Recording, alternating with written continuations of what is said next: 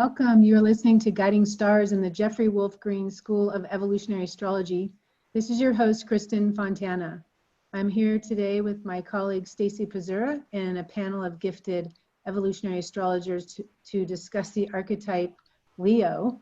We've been moving through the zodiac, discussing the archetypes from Aries to Pisces is our intent, as they are meant to be expressed naturally. And so I'm also here, of course, with this wonderful team. We've got an international representation here with SÍmÖn Vorster from Sweden, Tara from Los Angeles, California, Deva Green from Ashland, Oregon, Helena Garcia from Portugal, and Moshe Wolfe, also from Northern California. So international voices of EA. Welcome all of you, and I'm so excited to hear from you and to discuss this archetype of Leo. Welcome, Stacie. Thank you. Hello, everyone. So we move from the watery, tender yin energy of Cancer and now enter the fire with Leo. Yeah, look at that. Leo is yang, fire, and a fixed archetype. And souls with Pluto in the fifth, or Leo, or fifth house is a Leo house, have been learning the evolutionary lessons of creative self-actualization. Many souls with prominent planets in Leo or in the fifth house literally came straight out of the womb with a sense that they came here to do something special. They're not in the process of discovery as with their fire counterpart Aries. They have a deep sense of what it is that they came here to do. This purpose is already inherent and formed at this stage. As with all fire signs, Leo needs freedom and independence in order to discover their specialness, as they are always in a perpetual state of becoming and unfolding. The evolutionary desire has been and will be to continue to fulfill this purpose within. As a result, these souls have been learning to take charge of their destiny and to shape it out of the strength of their own will, and to ultimately be the director of their own play. Leo is ruled by the sun, and the sun is shining hot in so many places of the world, so many places for all of us today. We are celebrating the sun, 105 degrees where a lot of us are. Woo. And the sun is the center of our solar system. So at times, the Leo energy can come across as someone who feels as if the universe revolves around them. However, this is natural within this archetype, especially early on as a child, so we have to be careful not to judge this expression too harshly, because these souls have a need to take charge of this special destiny that they came here to actualize, and this unique purpose that they've come here to express. Through that polarity, the uniqueness can be found. Aquarius. Ultimately, one of the karmic evolutionary problems, in particular with the fifth house Pluto, is the soul may end up feeling as if they are the source of this creative capacity. As this archetype evolves, Leo souls are learning necessary objectivity and accessing their Aquarian polarity, and they come to realize that they are not the source of their creativity, but a channel of the creative expression of the universe. So the sun rules the third eye with the moon.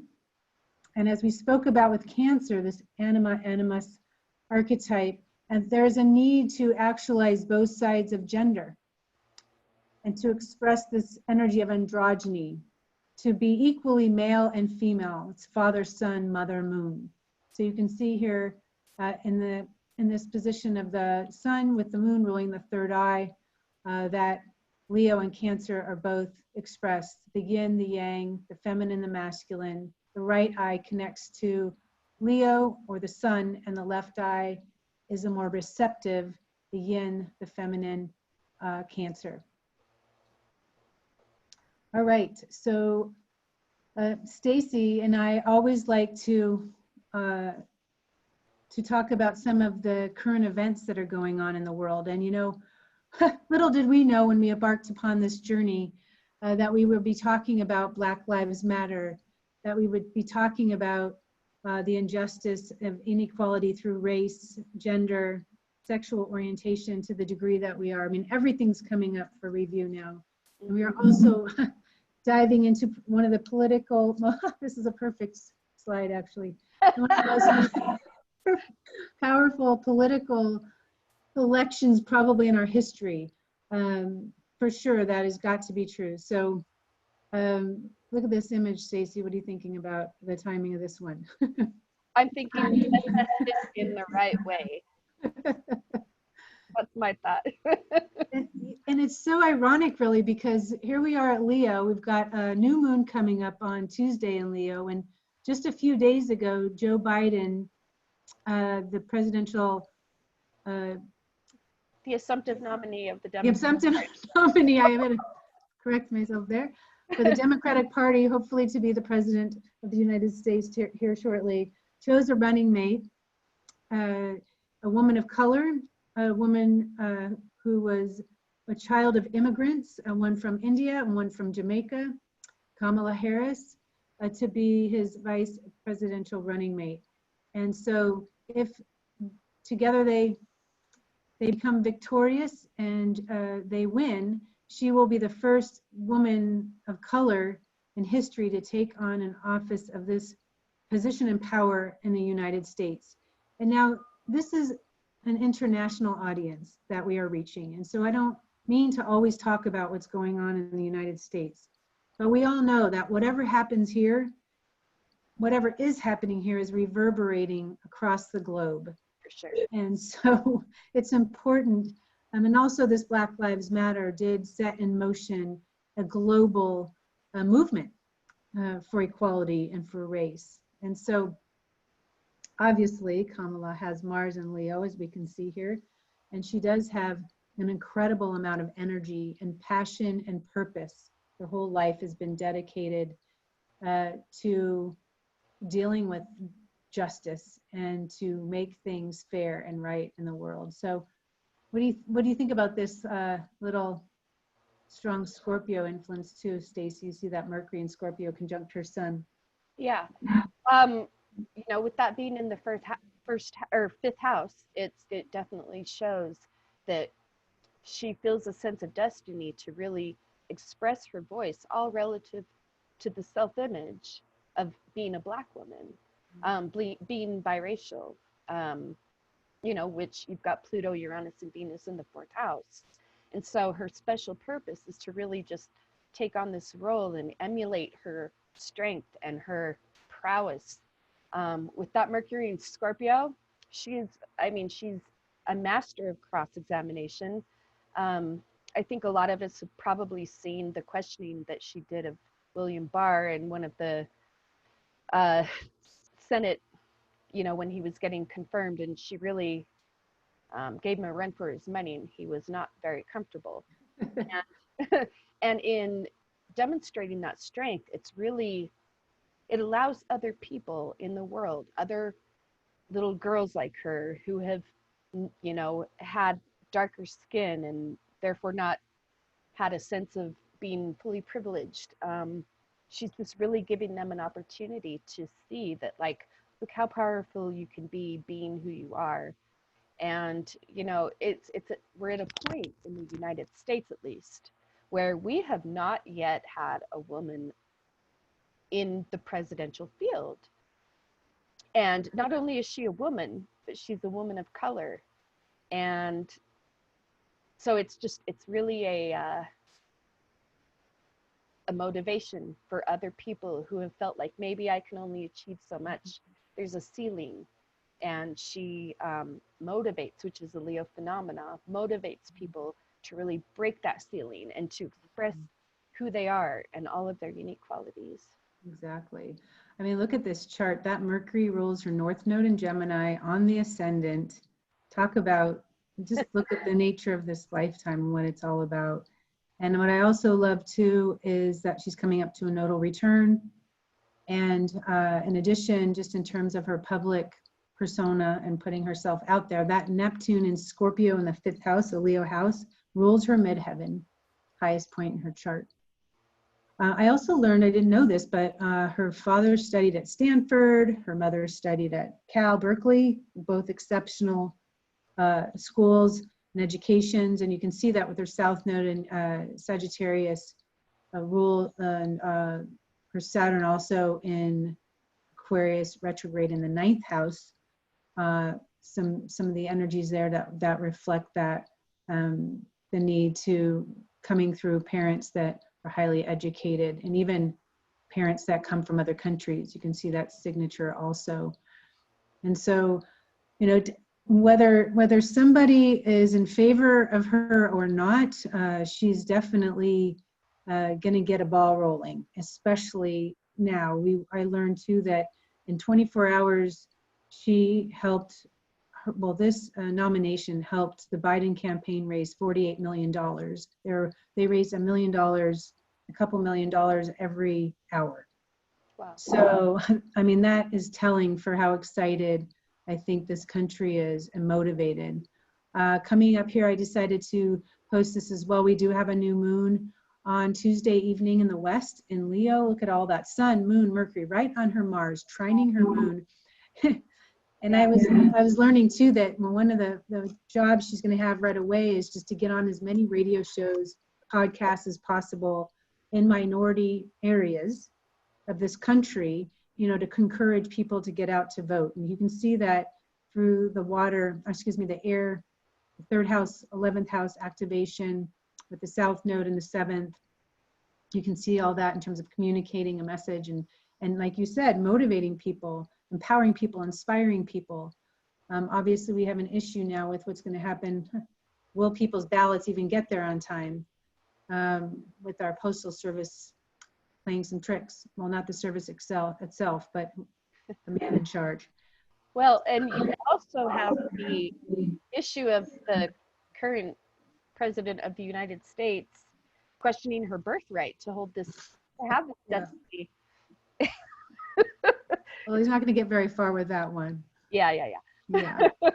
Not at all. So one thing that I noticed too, I was reading as well that there was this right-wing Trump follower who's an editorial columnist for the Newsweek magazine, and he made some suggestion that Trump, you know, took and ran with it, and there was such a revolt from subscribers, from people all over the place, minorities, that the head of the Newsweek magazine apologized publicly and made this guy publicly apologize as well. So what I'm encouraged by is that I do feel like people aren't putting up with things anymore, and that people are sort of coming in from all sides and reacting and taking a stand. And so it takes a little pit bull like this. This woman is powerful. She's a credible handle of words and language and examination, like you said. She's like a Sherlock Holmes in a way too, but her point too. And I don't know if any of you watched her take on Brett Kavanaugh, but that was pretty impressive. And what I find for her being as a prosecutor, and if she gets in this position, you can imagine the amount of cases she's going to be sending to court over the current person at the White House. So anyway, I wanted to mention this new moon because I think it's very inspirational. And now it's inspirational for all of us, but we do have Saturn squaring that new moon, which leads us to this slide. Perfect. But so we are all limited in ways with this pandemic, and just feeling like there are forces out of our control in ways. So it's important that we take who we are and what we can and be a message for change, for good, and for movement, and make a difference in the way that we feel we are able. So I'm going to let you take this next slide. We always like to bring in a little bit more of nature, animals, etc., to send the message for Leo. Here we go. Yeah.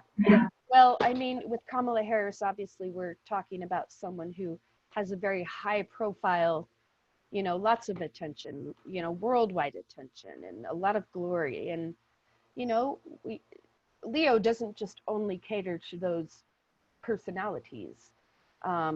It's available for all of us. And, you know, we have a situation where there's this thing called prison, and we have people who find themselves in prison, who have to live by very stringent timelines, and, you know, you can do this, you can do that, and a lot of them just get, they start to lose their sense of life purpose within that context. And something that I think is really neat is that sorry, is that a lot of the prisons all over the country and, you know, elsewhere have realized that, you know, there's things that you can do to lift the inmate spirit. And there has been this phenomena that has been going through prisons for quite some time, which is where animals in shelters, where, you know, high kill shelters, high percentage of animals killed, they partner with the prisons and bring in animals and create incentivized programs where, you know, residents who exhibit good behavior become eligible to foster a cat. Different prisons do it differently. Sometimes it's, you know, one inmate with a particular animal, or they get a group of cats and then, you know, inmates they rotate them. But, you know, I've watched a couple of documentaries on this, and it really struck me because it just absolutely shifted the sense of purpose for these inmates who are in just this environment where they really don't have a whole lot of latitude to express themselves. And, you know, they'll get animals, some of them with problematic behaviors, and they will, you know, they feel as though there's another purpose for living, another reason to wake up in the morning. And, you know, they'll take on these cats regardless of their personalities, and they'll enhance them. And as you can see from this graphic, I mean, look at the life affirmation that occurs through this program. You know, the prisoners or prisoners, the inmates, just, I mean, you can see on their faces, it's like a breath of life that they get. It's a game changer. SΥmµn series about animals, they have pure emotion, right? No agenda. Yeah. And there's that feeling, and those of you who have animals, you know, it's like this experience of unconditional love. It doesn't matter. Every day, they're always there. They're always present. And there is this energy that you feel from them, this love, no matter what. And in these inmates' situation, that no matter what matters to them, because they're being given love and touch and attention, like that in that Leo way, that Leos do so beautifully, that just soften them and open their heart. And it's an incredible thing. I was unaware of this, Stacie. So thank you so much for sharing this with us today. Yeah. Wonderful.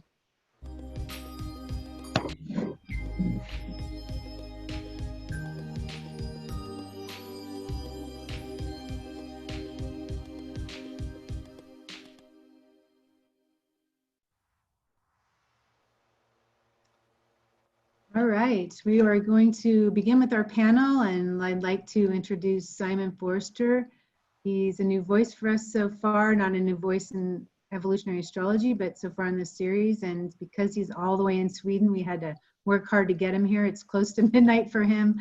So thank you so much for being here. Got a family and all of that. And so would just like to say welcome. And SΥmµn, you and I have spent a lot of time on guiding stars, Saturn through the houses and signs, and many other shows. And I'm just looking forward to what you have to share today about natural astrology and the archetype of Leo. So welcome. Thanks very much, Kristin. Appreciate that a lot. And Stacie. So it's really amazing to be able to participate in this exchange, because it's talking about EA and astrology in a really profound way that we've talked about in the beginning of this meeting. So we're just going to talk a little bit about, well, what I thought would be a great way to start is just talk a little bit about the Leo archetype, and to add to what you were both already saying earlier around, you know, Leo, as Jeffrey used to talk about it, he would say that Leo is initially insecure in its nature. And the reason why this would be the case is because as the archetype naturally evolves from the Cancer energy, it comes to the Leo essence, and it says, okay, well, I have this self-identity, this sense of ego that has been formed, but now I need to give it color. I need to give it the rainbow, as it were, you know, and it's a really, really great way to understand the evolutionary process that Leo goes through at an emotional and psychological level. Where you think about as we, you know, are nurturing the Leo archetype within our own natal chart, and if we've got planets there, of course, we'll naturally go through these phases where, just like with a child, we need a tremendous amount of external validation in order for us to know that what it is that we're expressing or that we're saying is right. You know, if we're feeling that we're, you know, creatively aligned with something that seems to spark interest in people, you know, like, oh, wow, I would love to become a chef. And so this is this Leo energy that naturally arises within us, this desire to pursue something that really brings a sense of creativity, a sense of joy to a person's life. And so, you know, as you begin on this journey of becoming a chef, for instance, you know, there are going to be certain experiences that you'll go through that other people's expertise will need to say, yes, that was a really great meal that you made. And so that internalized sense of appreciation, or as said, positive feedback, really allows for the Leo archetype itself to start to develop and internalize a sense of, you know what, actually, really, I'm pretty good at this, and it seems to be natural, you know. And there's a natural trine, sorry, not natural trine, the natural square between Taurus and Leos, you know, that speaks to our capacity to see that when we internalize something that we feel creatively, you know, inspired by, and we get positive feedback, it influences our sense of self-worth. And so in that sense, you know, we progress through this archetype, and we begin to develop this ability to feel that, okay, maybe this is a purpose, maybe this is a destiny, maybe I can pursue this in a more thorough way, you know. And so we go along that journey, and the Leo archetype transitions from this sense of, you know, absence of inner security to progressively becoming more secure, until eventually we get to the end of the process, which is, wow, I'm not really needing external validation anymore to know that what it is that I'm doing is you know, fun and creative to me, but I'm actually teaching people and inspiring people. And I thought that the slide that you had just before we started about the cats coming into the prisons is, you know, you talked about them just having, you know, animals particularly having no natural agenda, right? And it just brought smiles to people's, or to the inmates' faces. You know, it awoken this childlike innocence within us, that when we have fully integrated the Leo archetype in our psychological process and emotional process, we actually stand as a beacon of light for other people to in what you talked about is like motivate, to say, hey, everybody else has this capacity to really feel into something that illuminates us, that allows us to shine. And so, in a sense, the fusing between what Jeffrey would use to say, the creative self-actualization, the moon and the sun, right? The self-image and the creative purpose that would be fused together. So that's my kind of like take on how I like to see the Leo archetype. And of course, there's so much more to add to that. I have Pluto conjunct the sun in my chart. And so I'm definitely intrigued about how that will play out for me, you know, as I move forward in my life. But I've definitely been observing its nature. You know, Pluto in the fifth house. You know, there's a similarity. Of course, it's the same archetype in that sense. It's a really interesting placement to have, because Pluto itself naturally is the unconscious expression of our deep desires and attachments that we have, and they're primarily going to be very much rooted in our securities, you know, our unconscious securities. And so when you put Pluto in the fifth house, you know, the natural orientation for somebody that comes into this lifetime is a orientation towards feeling a sense of destiny, but not really knowing what that is completely, because when you're very young, you know, that the contextualizing life is not really formed yet. So, but this can show up as somebody that, you know, wants to be seen, as a child that wants to be seen. And this is a natural function. What I've observed in my own personal life is that I always joke with people, and I say I was actually raised by four parents parents got remarried, and all of them were Pluto and Leo's generation, right? and I noticed all four aspects of their personalities integrated into myself. The four, like, you know, the aspects that come along with Pluto in the fifth house, which is the side of you that deeply needs feedback from your parents to say, hey, great job, like this is an amazing creative experience, look how many colors you used, you know, wow, you're really enjoying that process. And that may sometimes not actually be present with a Pluto in the fifth house soul. And so there's a kind of wounding that can naturally come along with that process. And so, you know, part of having Pluto in the fifth is learning to work through unconscious material, unconscious attachments linked with this really strong desire to want to be seen, recognized, and understood in a very special destiny way, but also having to reclaim some of the parts of yourself that feel that that wasn't validated. You know, so you have to go through a process of, you know, really letting other people validate it for you. And you know, Jeffrey Wolfe used to talk about the starving artist syndrome with this archetype, or this placement. You know, because you're always looking for the other person to validate that. And so the empowerment process with Pluto is really to reclaim that inner sense of security. You know, Pluto is really wanting to push that experience of reclaiming inner security. And it looks like, you know, when you've got Pluto in the fifth, in terms of its reclaiming of its inner security, as a sense of going through your life, your youthful part, and, you know, being very fixated on something that feels very destined, you know, and participating in choices in life that sometimes to other people might appear to be very grandiose, like, oh wow, that person's very dramatic, or, you know, they've got a very strong sense of destiny, why don't I have that, you know? And yeah, so there's a very strong fixation on the capacity to feel that there is a destiny. And you actually mentioned that earlier, where you talked about, you know, the Aries archetype being fire and a sense of purpose, but very much being very unconscious because it's immediate in that sense. But when it comes to the Leo archetype, the evolutionary like development of our psyche and our ego has reached a point in which we can actually recognize that subjective sense of purpose, and it actually becomes something of more of a destiny. Oh wow, this is something what I've come here to do. And you know, that's also coupled with the experience of having Pluto in the fifth house. And it's definitely for sure within myself. Sometimes it can be very difficult to discern the difference, but you can have a very strong attachment to a sense of purpose and feel like that's what your future is about.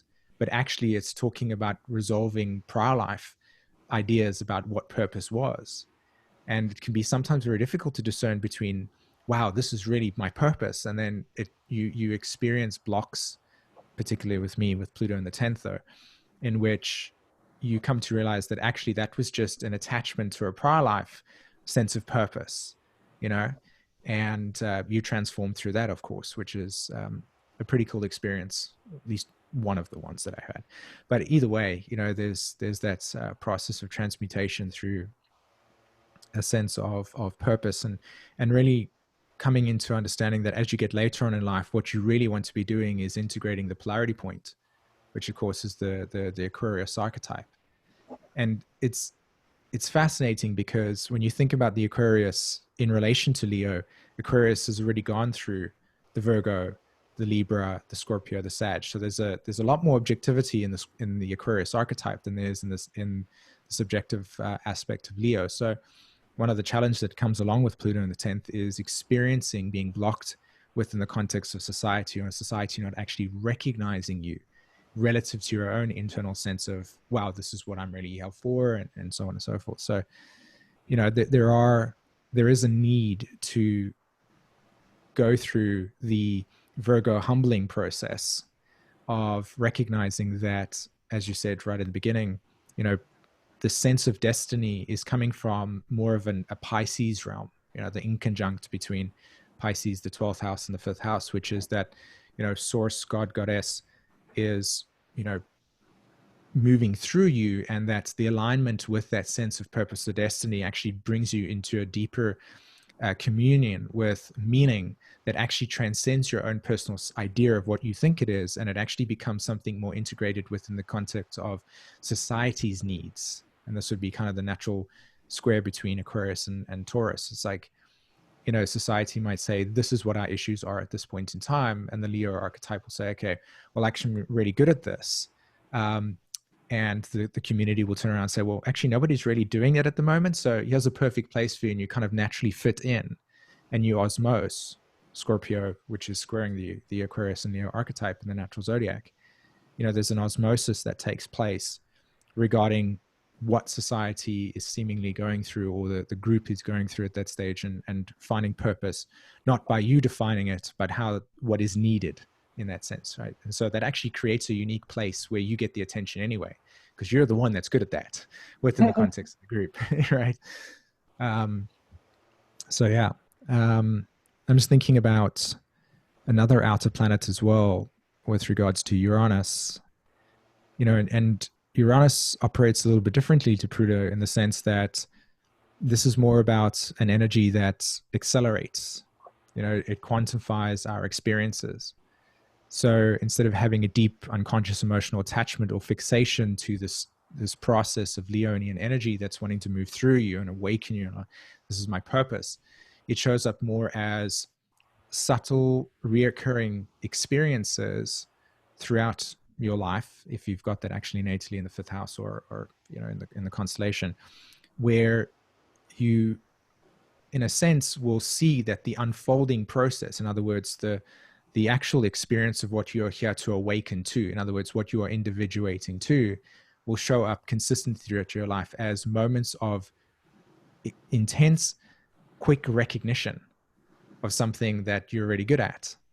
Or it doesn't have to be specifically something that you're good at. It can be something where you just have this innate desire to want to, you know, work and write a book, for instance, and you might spend 5 years trying to find the perfect person to write this, to edit it for you, etc. And then all of a sudden you're on the train one day, this really random occurrence happens, and you know, there's a connection, and your book gets done in a short period of time. So, you know, to have Uranus in Leo or in the 5th house, there's positive aspects, like for instance, having these quick moments of deep acceleration around recognition, being seen, you know, being able to have your purpose and fulfillment show up for you in a really spontaneous way. But there are also a lot of experiences relative to prior lifetimes in which that memory of actually being recognized or seen, or this also ties in a little bit with the Pluto archetype as well, of wanting or orientating yourself to some sense of special destiny. Oh, I am important here. And a lot of sudden shocks can actually come into your experience with that type of personality, as in like to decondition from prior life dynamics in which there has been an ego attachment towards this is how creative self-actualization was done. But because Uranus is accelerating things, society or the context of what purpose looks like within society itself is different. And so there's a kind of fracturing that takes place between your sense of what you think is going to be the purpose versus what it actually is. And what's fascinating to me in my observations working with clients is that there tends to be post-Uranus opposition experiences in which there is that very clear definition between, oh, this is what I was looking for, creative purpose, and I had it, but I couldn't really fulfill that sense of meaning and purpose in a very deep way because I needed to go through this Uranus opposition, which would tie in with transits that would occur in the collective that would bring up certain things that would then become relevant, which weren't relevant, say, for instance, 20 years ago, you know?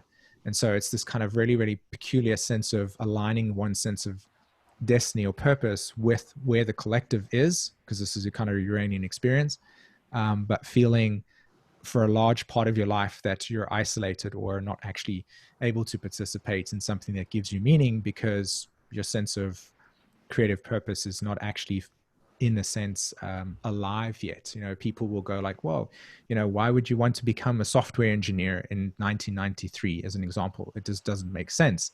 Whereas now if you go, you want to be a software engineer, everybody's like, you know, what app are you going to make? So that's the kind of thing. So yeah, that's my talk for the moment. So I really hope that was meaningful and insightful in some way. Of course it was. Thank you, SΥmUN. That was great. Oh.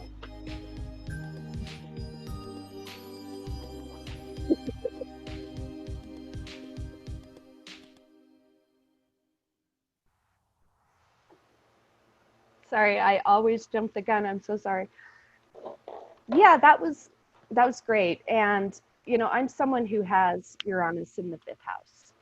And you know, you spoke about the long-term memory that souls can be born with, of having past lives where they've been in this special role, where they've been expected to, you know, be something or do something special.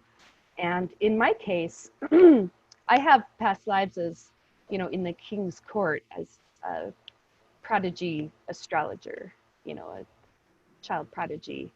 And in this life, what I find with Uranus in the 5th is that I'm not interested in doing it the way that people expect me to. I'm here to liberate from those expectations. Yes. I'm here to just be me, you know, not better or worse, just give, you know, my perspective alone and kind of liberate from those societal expectations and those limitations, and just really express the creativity that my soul has gathered on its journey. So I really related to what you were speaking about with Uranus. Yeah, I loved how you shared about the process of individuation there, because that's what Uranus really represents within the context of EAs, you know, how we are separating ourselves from prior life attachments, ego attachments. That's a really, really cool observation. Love that. Hey, SÍmÖn, I can't remember, you're talking about your Pluto conjunct the sun. Is it new or balsamic? It is balsamic phase, because the sun is 2 degrees Scorpio and Pluto's a 29 Libra. So we have the sun is station. The sun becomes station. Mm-hmm. Yep. Right. Within the aspect phases. Right. Well, see, I've got Mercury retrograde. I have to write it down. So so the sun would be the, you know, usually we put the slower moving planet, right, and then count all the way around the zodiac. So the sun is at 29 Libra. That's right. No, the sun's at the sun's a 2 degree Scorpio, and Pluto is a 29 degree. So that, yeah, okay, balsamic. Mm-hmm. Is it? Well, okay. Yeah. Okay. See an example of that. But so in that light, I was just saying that when you talked about the fact that you weren't sure if the things that you were experiencing were things that you were a part of your destiny, or things that were culminating from the past or coming through from the past. So there is that interface at the conjunction, really, whether it's new or balsamic, but more intense when it's balsamic, when there's been final pieces that you still need to experience, right, of that purpose. You know, it's like it was cut short in some way, or the soul just isn't done. It's like a wave that hasn't finished completing itself, right? That wave of desire that we have when we want to actualize something, become something, and it just doesn't complete itself before you leave that life. So there's such a straddling energy with a close balsamic or new phase conjunction, because even with the Pluto Sun new phase conjunction, you're still pulling from the past. You're still coming right out of that 12th house experience. So that was a great example. And there's obviously going to be different times in your life when you're realizing that something is finally finished and that you're birthing something new again, like a new wave is now forming, right? A new creative desire, a new sense of purpose on the heels of the last one because of how you've evolved, right? Yeah. And so a lot of things that I ask a lot of times I ask clients, you know, what does it look like for SÍmÖn to be evolving? You know, what does SÍmÖn evolving look like? What is that purpose? Because, you know, we can reach that experience of a limit doing something in our life. And so we haven't talked in a bit, but you've evolved a lot, I already know, in the time that I've known you, with the work that you've been doing and personal work that you've been doing, and evolving as an astrologer. It's actually interesting that you share that, because what I feel like with the Pluto balsamic to the sun is that the Mars Venus sitting at exactly 16 degrees Virgo, literally within like a minute, they're not even, I think they're seconds apart from each other in a balsamic phase, Mars Venus. Mm-hmm. They're squaring the nodes. So Right. Mars and Venus squaring the nodes exact, and Pluto comes, because Pluto and Mercury are exact conjunction as well in the charts. They're exact. So I feel in my experience that I needed to culminate that balsamic phase, Mars Venus, but I very, very strongly identify with jumping ahead into a lifetime and then experiencing, oh, hold on, in order for me to actually fulfill the Pluto thing, I have to recover this aspect of myself that needs to be understood first. And so it's a really, really like amazing experience to observe the literature manifest in reality, you know, for my own personal life. I mean, that's one of the reasons why this material inspires me so much, because I've been able to actually take it verbatim and go, oh, this is an actual experience I'm having that's legitimately real, and I've never met Jeffrey Wolfe in my life before. How is it even possible? What is this, you know? So It's the power of this work. exactly. One things that he taught that I love was about the balsamic conjunction in general, or the Pisces influence in this context, is that you can feel ready for what the future is offering when there's threads in front of you, right? There's pieces that are unfinished, and especially with Mars, Venus, Virgo, balsamic here, you're going to fixate on those pieces, right? Just wanting to take care of every one of them. But then there's this dynamic tension, right? It's pulling you into that Aries. I want this, but those threads are still there. They're just hanging there, and you'll trip on them if you try and go too far too fast. And yeah. All right. Thank you for that. And Stacie, thank you for validating what he shared with your own Uranus experience. That was excellent. I love that. I'll let you introduce our next speaker. Okay, well, next we're going to be listening to Tara All. Welcome, Tara.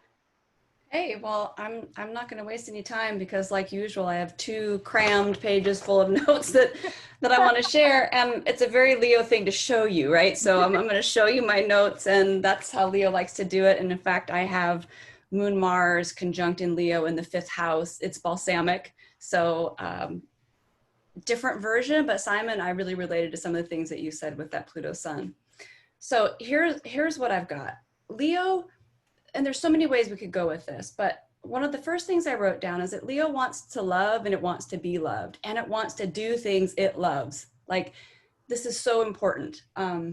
So before I even jump in, so I have a Pluto in the 6th house. I have a full-time job, and I do a lot of other things in addition to my personal astrology. I do a lot of work for other people, but I don't feel good or happy unless I carve out a little bit of time to just do what I want to do for me. That's something that all Leos need to do. You got to stop and create something from yourself, for yourself, of yourself. And I'll get into that more when I talk about the sun and moon. So that I have the luminaries.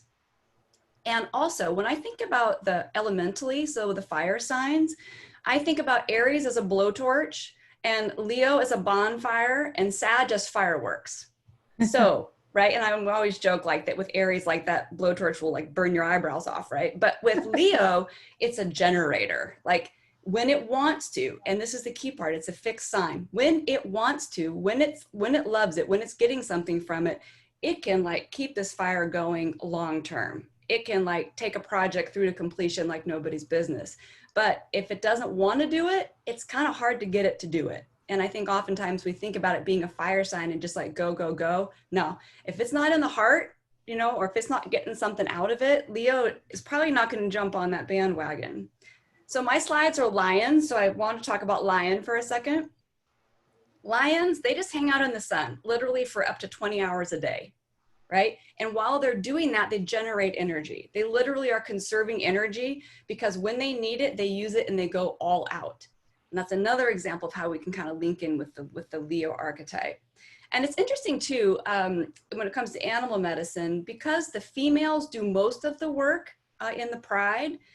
And by the way, they cooperate when they do it. And co-creation and cooperation is something else that is important with Leo.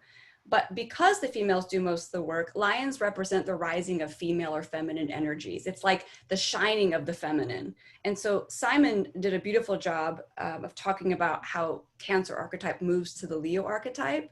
As for me, like Leo puts the external action, the yang energy, into the yin inner self energy. They are so intertwined, those two together, Cancer and Leo. In fact, Leo, quote unquote, gone wrong always falls back on Cancer, something not getting, you know, formed or established or loved on the inside. So with Leo, it's about magnifying your personal power. It's really about choosing to direct your passion into something that's purposeful. And that's not always easy to do, because with Leo, we're looking for attention, we're looking for love, we're looking for applause. And so my experience with myself and with Leo in my life is that there's nobody like a Leo when they're practicing self-love and self-appreciation, meaning they're not looking to the outside world to feed that. They are so amazing at shining the light on other people and helping other people discover their creative talents and abilities. And they do it in such a fun way. Like they might say, hey, let's get out the camera and take some pictures. You know, do you want to pose or do you want to take them? Or they might say, hey, let's play with paint. And they can do it in a childlike, unassuming way that helps people get in touch with that. I know that, that I do that with people, and I like doing that with children, but that otherwise we might not recognize. Some of us didn't get that as children, so we got to go back and be children again as adults to feel what it was like to have that space. All right, so I have the luminaries, sun and moon. So a couple of things. There's so many directions, but I was thinking, and I hadn't ever written it down this way before, but when I think about the sun in Leo versus the moon in Leo, the sun in Leo needs to put on some sort of a show, and I'm putting quotes around that because the show doesn't have to be on a bandstand. It can be actually in front of one person vulnerably sharing.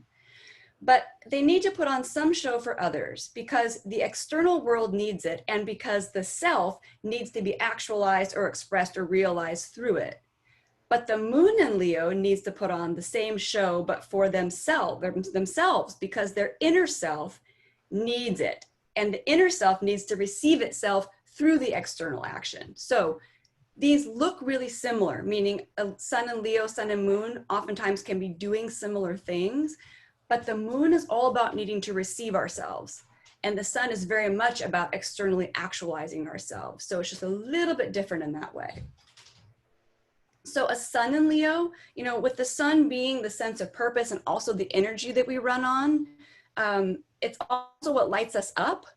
And it's how we're meant to be seen and shine in the world. So you see sun and Leo needing to take their stand somewhere, needing to be seen somewhere. The thing about Leo, though, no matter wherever it shows up, is that it needs to be a risk. In other words, for you really to be in the Leo zone, you need to risk from your heart what you're sharing, and risk that the audience may or may not like. You know, they might say no, they might not like it. If you know that the audience is already going to clap before you do it, it's not really the true Leo zone. Like the true Leo zone is you got to take a, you know, it's a risk. And Leo also, like, romance, right? Leo wants to live life as a romance. So whether it's sun or moon in Leo, there's a wanting to approach life as a love affair, right? Leo is affairs of the heart. This can absolutely be sexual passion, but it's all kinds of affairs of the heart. Anything that takes you away, almost in a way out of this banal world existence, right? Because Leo wants in some ways to live in a myth, right? To create a myth with its own life.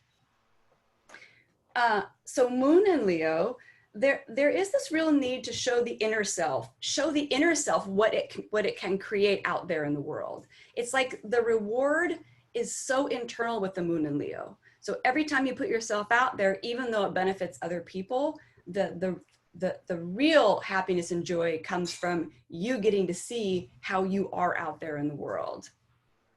You know, Jason Hawley talks about the sun being day, you know, a day luminary or a day planet. And so with the sun in Leo, there's more of like a rational process, more of a linear process with this Leo energy. But with the moon, it's a nighttime planet. And so it's more of a feeling, it's more irrational. It zigzags around and it curves. So the way the creativity expressed can look very different. Another thing about the moon is our comfort zone, and it's basically what we need to do to make ourselves feel okay. So if you have a moon in Leo, like, you need to be creating something, and it doesn't have to be art. That's silly. That association can go out the window. But to take something from the inside of yourself and put it out into the world so you can see it expressed is important. It keeps you alive. It keeps you healthy. It keeps you happy. you know, the moon is so much like, I always think about it as my okay meter, you know, in every moment it's like, am I okay? And with the Leo moon, you need to be sharing yourself to feel, really to feel good. Or doing something creative with yourself, meaning it doesn't have to have, again, we talk about Leo a lot with an audience, but for me, it's just about sharing with at least one person who can give their full attention and to really see what it is that you've done and to see how it is special, not more or less special than something else, but special in what it has been. Yeah. What else do I want to say here? Well, one thing I want to offer up here is there's an astrologer, Larry Martin, who long ago told me to be careful not to do your sun at the expense of your moon. And I bring this up because I've got both the sun and moon Leo here, at least in this talk. And it's easy for us sometimes because the sun is like the external presence or the external energy that we are projecting. And honestly, it's the main theme that everything is integrating into. But I'll give you myself for an example. I have sun in Cancer. It's easy for me to start taking care of other people, looking at other people's needs, giving them what they need at the expense of my Leo moon, which needs to be creative and do my own thing and not get so emotionally wound up in other people's needs. So that's just an example. And you can look at, you know, your chart, just read your sun and moon, whatever the signs are, get a feel for that. And something else I always like to remind myself and everyone else that the moon is sunlight. When you're working with the luminaries, they're not separate lights, they're one. It's just the moon reflecting the sun. So no matter what the sun, whatever the moon is doing, it's still sunlight, you know, it's just reflected in a different way. But I think that's important because oftentimes we talk about moon phases and moonlight and moonshine, right? As though it were its own generator of something, but it's not, you know, it's not, it's completely reflecting that from the sun. And in some respects, it's supporting the spirit essence of the sun that is, you know, the purpose of what we're becoming, I guess is maybe the best way, or what we're realizing ourselves to be. Mm-hmm. I haven't seen my little time thing come up. Did it come up? Oh, closing thoughts. Perfect. Okay, good. Hopefully I didn't talk too fast. I wanted to bust through here. Let me see what else, because I know I had a couple other things here. Yeah, so the moon in Leo also, it's connected with memories, and Stacie, you touched on this, but the memories can oftentimes be of being in a special privilege or being some type of royalty. And both the sun and moon in Leo can, actually any Leo, can have the feeling of where is the red carpet, you know, even if in this lifetime you haven't had that experience, it's like you show up somewhere and you just feel like you should be taken to the VIP section because, or, you know, or you get introduced to people, you know, and someone says that they don't know who you are. And part of you says, how can you not know who I am? You know, these are like very Leo responses. And I feel like they really come from like that, the past life experiences of where you were, you know? So again, I think you guys said at the very beginning that we have to give, I think, Leo a lot of breathing room because its job is to be the biggest, fullest self it can be. Mm-hmm. And the biggest, brightest thing in the solar system is the sun. It's got the biggest shadow, right? So, I mean, that's just a territory. But yeah, I think that's what I have.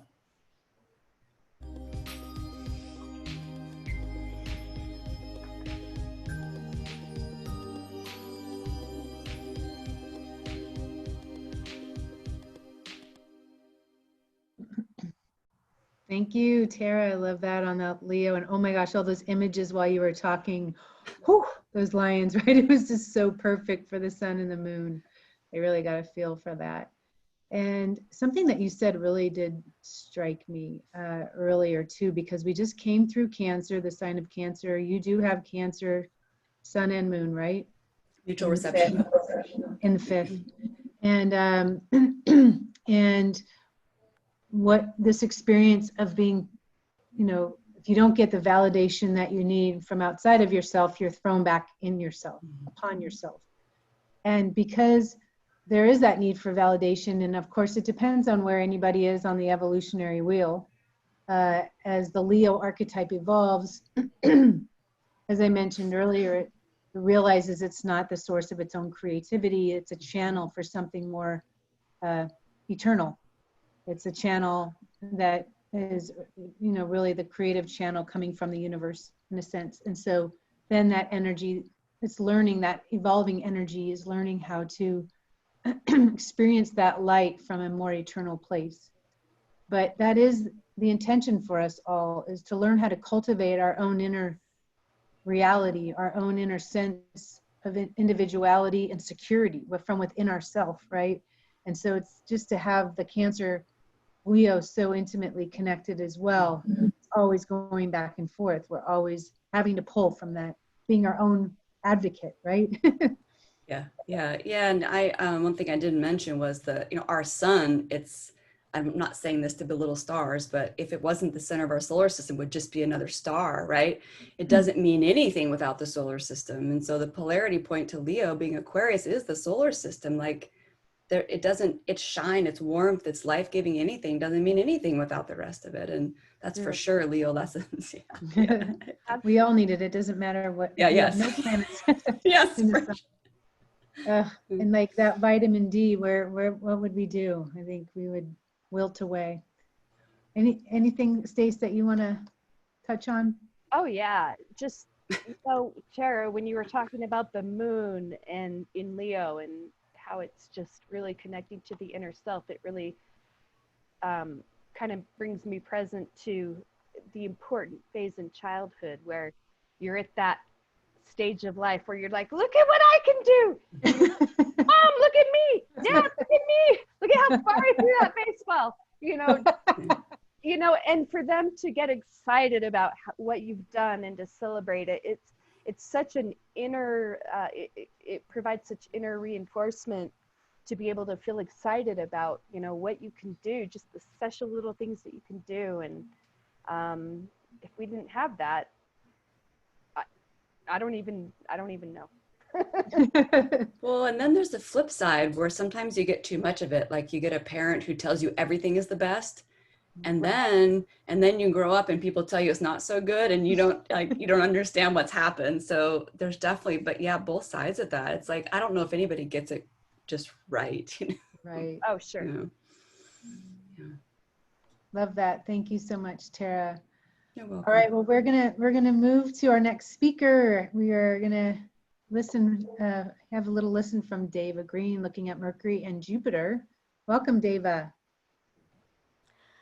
Thanks so much for the blessing of being here with you all today. And so far, what you all have shared, SÍmÖn and Tara, is really touching upon a deep healing process that, from my point of view, happens, especially when you're born, let's say, with Pluto in the 5th. And there's a desire there to be recognized, acknowledged, and to align with what you come out of the womb feeling, I do have something special to offer. What is it? How can I harness this energy so that I'm becoming that biggest, brightest star? And so often what happens is that we're either told that when we take a step towards that, when we start to align with it and activate that real pure lioness or lion energy, we're either told that we're being selfish because our actualization process is not in accordance with the wishes of either the family, seeing the connection to the 4th house, let's say, or the expectations or needs of others, seeing the 7th house. Also via the Cancer connection, it can threaten the emotional support that or the generous energy that Leo can have towards others. So often what Leo is healing is a way of self-empowering in a way to where the purpose is in alignment with the collective whole, the Aquarian polarity, to where what's in the heart is being acknowledged. And from the clients I've worked with as well as myself, I know that so often Pluto in the 5th or Leo energy can have been acknowledged in a way that was special, but there's also this competitive voice within the soul that's saying, okay, yes, I'm being acknowledged, I'm being seen as special, people are saying that I have a gift here, but is that really me? Is that really what I'm here to do? Is that really my creative purpose? And often you got to bite the bullet. you have to say, okay, if I want that, then that might mean that I'm thrown back on myself. That might mean that the acknowledgement that I did receive in the past, SΥmµN, thank you so much for your offering on that. I'm gonna have to break those ties. Leo is making a square to Scorpio through the cross. So it's really activating that Leo energy to go for it, to really actualize what it is the soul is here to do, not what they're being acknowledged for so often of the times, or not falling back into past patterns into ways that they had been acknowledged. But really going for what that deeper heart passion, etc., really wants. And in that way, what comes back is just to share with you is just so much more full, so much more what Leo really wants. And I wanted to share a quote by my dad that says, "I have no greater joy than seeing other people self-actualize." Saturn and Leo. So that was his joy, was to see other people actualize. And from my understanding, that's the pure expression of the Leo archetype when it's at its best. So anyway, just wanted to say thank you, that really touched a core with how to heal that Leo archetype via self-empowerment and really going for the special destiny that is kind of the undercurrent, or that the soul feels really reflects its potential rather than the pitfallings of the validation and the recognition and so on. And yes, the core in that is doing this yourself or providing that sun, providing that vitamin D, and then it naturally comes back. So looking at then specifically Mercury being in the 5th house, the soul is going to communicate in such a way as to harness or to actualize the 5th house energy that it's Barack Obama to me is an example of a really natural expression of this, and the way he would communicate that we all have something special to do. We are the change. And it was his way through his speech, what he was trying to communicate through the information he took in. I remember Michelle Obama sharing that even when they were dating, or she would always feel that mentally he was somewhere else. And she'd ask him, "What are you thinking about?" And he's like, "I'm trying to think about how to generate more revenue for the disempowered people." So it was his thought process was always taking in information to where it could be used or actualized in a way that was the fullest potential, or that could be used creatively, that could be used for the benefit. He had Mercury in the 6th. So the benefit of all, or seeing how that Mercury process coming through Leo is really about taking the communication and the thought process to its maximum. Everything will be given everything will be filtered through a communication or a mental process of self-actualization, self-empowerment. How can I use this information creatively, oftentimes to inspire, but certainly one who is able to, through the passion of his message, Mercury and Leo, was able to get the message through that even if you are at the center of the universe, even if you have the highest ranking position, he was president, we can't do it alone. We need you all. And I mean, what a Mercury and Leo, right? Like, come on, you guys, all of you. And in the 6th house, being a real reluctant but natural leader, putting himself last. In the end, the last come first. And to me, that's the 6th house. And then combined with Leo, roar, you come from there and you just can come busting out like a lion or like a lioness. You feel inspired, you feel powered, and the heartfelt energy can really blossom to its maximum. And seeing Jupiter in Leo then, and these have natural pairs. Jupiter is going to correlate to our belief system, our natural truth, to how we're interpreting life itself. So when you see a Jupiter in Leo, we're going to see souls who are interpreting life relative to their own creative purpose, for self-actualization purposes, self-empowerment purposes. So while as Mercury, there's a planetary pair, how we're going to express our natural truth. So with it in Leo, seeing Jupiter in Leo is going to manifest as a natural teacher at times relative to our creative energies. Embellish, Jupiter is always embellishing. So it can be somebody who is able to magnify or able to, through humor or through teaching the natural uses of creativity, to really promote a sense that naturally we're all wired for some sort of special purpose. We all have creative capacities that can be that can be actualized. That it's a natural, it's a natural part of life to feel that one special purpose. And Whoopi Goldberg, she has Jupiter in Leo, and I thought a beautiful illustration or snapshot from a film called Sister Act. She gets put into a nunnery because she's hiding. She's observed the crime, so she gets put into a nunnery, and she crosses paths. She's a big, boisterous woman from LA, a lounge singer, Dolores Van Cotier. And she runs across Sister Mary Roberts, who comes to her and says, "Sister, I've always felt that there's something special, something that's uniquely me, that is nobody else but only me." And then she hangs her head and says, "Do you think this is sin?" Like, and Whoopi Goldberg says, "No, sister, I don't think that's sin. That's sin." Because she feels she's a singer, so she says, "She'll let me hear that A. Let me hear that A with an attitude." So Sister Mary Roberts stops hanging her head and she sings a beautiful A. And just Jupiter and Leo, the interpretation of it. Am I being selfish? Is feeling that I have a creative purpose wrong?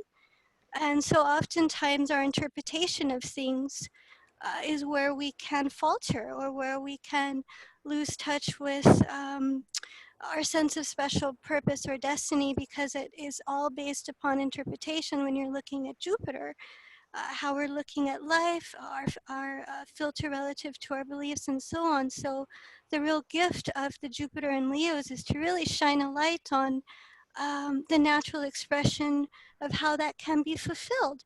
So when we're looking at Leo, specifically Mercury and Jupiter, it's communication relative to self-empowerment, self-actualization. With Jupiter, it's how we're interpreting things so that we can really bring out the best, that we can really promote this idea that we're all connected to creative capacities, to a sense of special purpose that's relative to Aquarius, that can benefit everyone, that's in alignment with humanity and current social needs.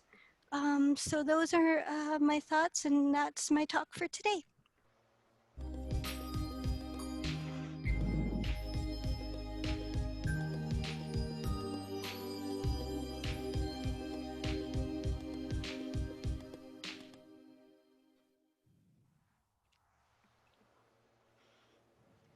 So Deva, I really appreciated that that little bit that you offered about your father, and how he said, "My greatest joy is seeing other people actualize."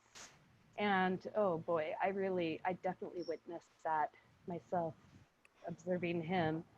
And on another side of it, I also have Mercury in the 5th house, and what I have noticed about that is that yeah, I really just get a joy out of observing people. I have it in Scorpio, so I really watch people, and I like tune into their little qualities, and I just get I get so excited about them, and nothing makes me more happy than being able to tell someone like, "Hey, do you realize how special you are in this way?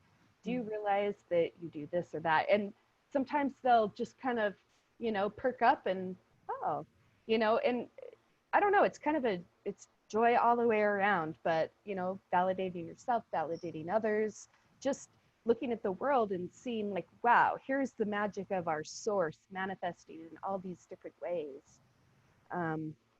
So I don't know, I appreciated that kind of it. Thank you, Stacie. That's a wonderful illustration of that Mercury in Leo and how it can tune into people in that way to where the magic or the true beauty of the natural expression really blossoms.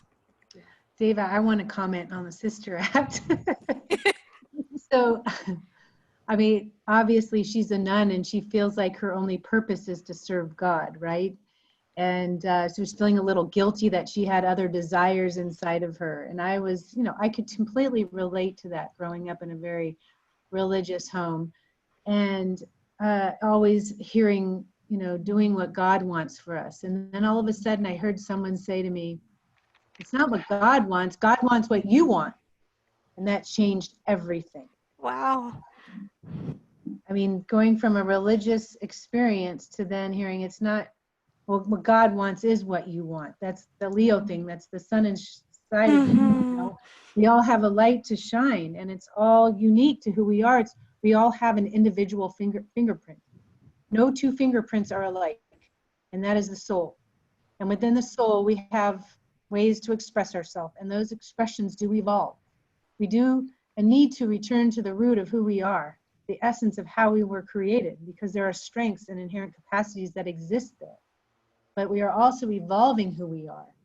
And I love that bit about, what's her name, Sister Mary Roberts? Yes. Because Jupiter, not only is it interpretation or connects to our beliefs, it has to do what feels the most organic or natural to who we are without extra effort. You know, it's like falling in line with who we are, finding your lane. And so I really loved that movie too.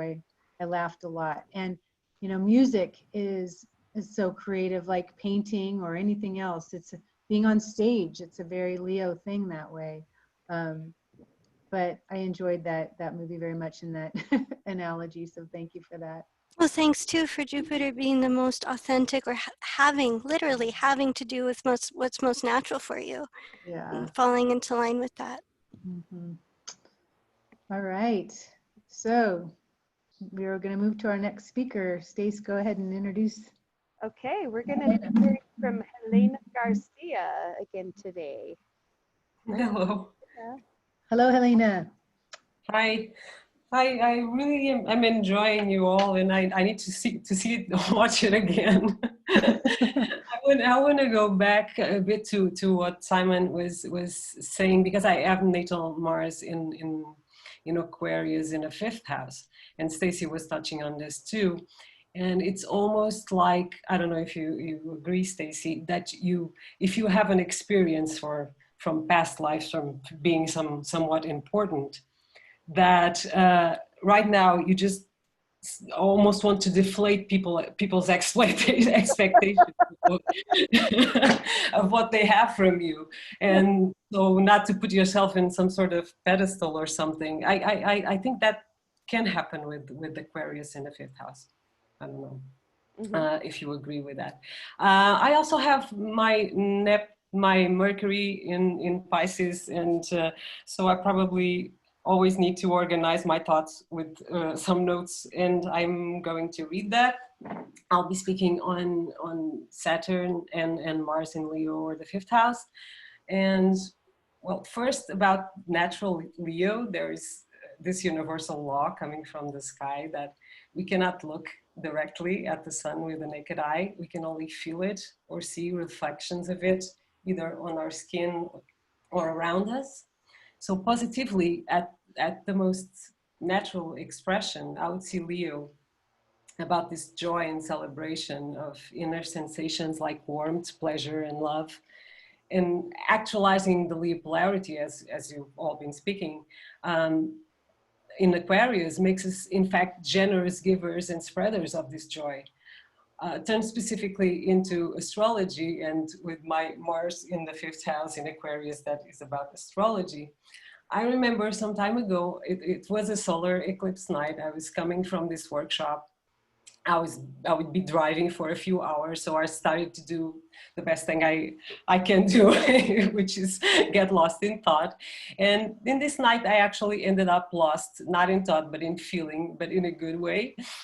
And I was thinking on our astrology, and I was arriving to this conclusion with all my body, and it, like a sensation of excitement.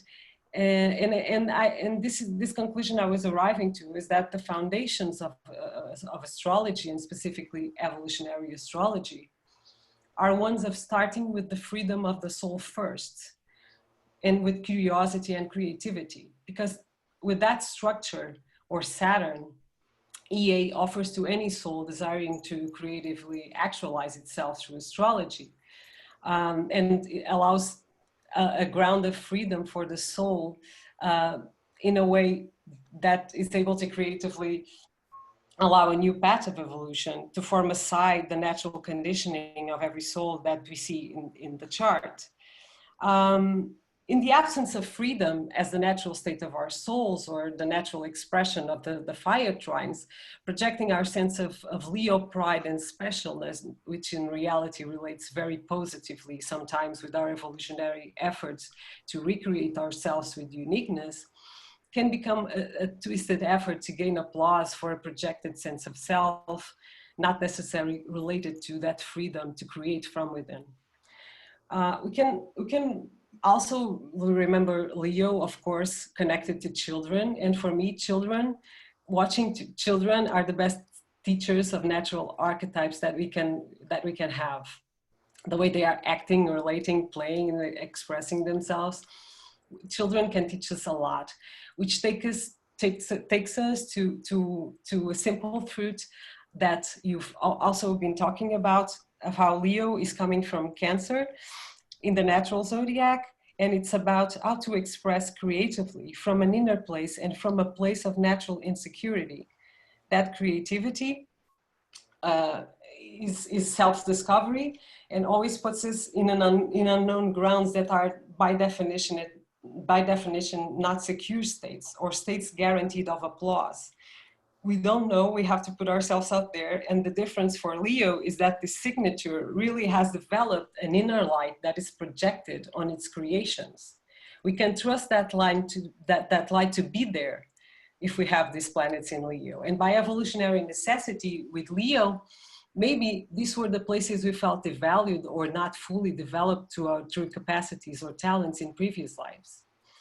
And also with the North Node of Neptune, more or less at mid-Leo, it's interesting to consider most of the planets in that sign are touching somehow on the future development of our notion of co-creation.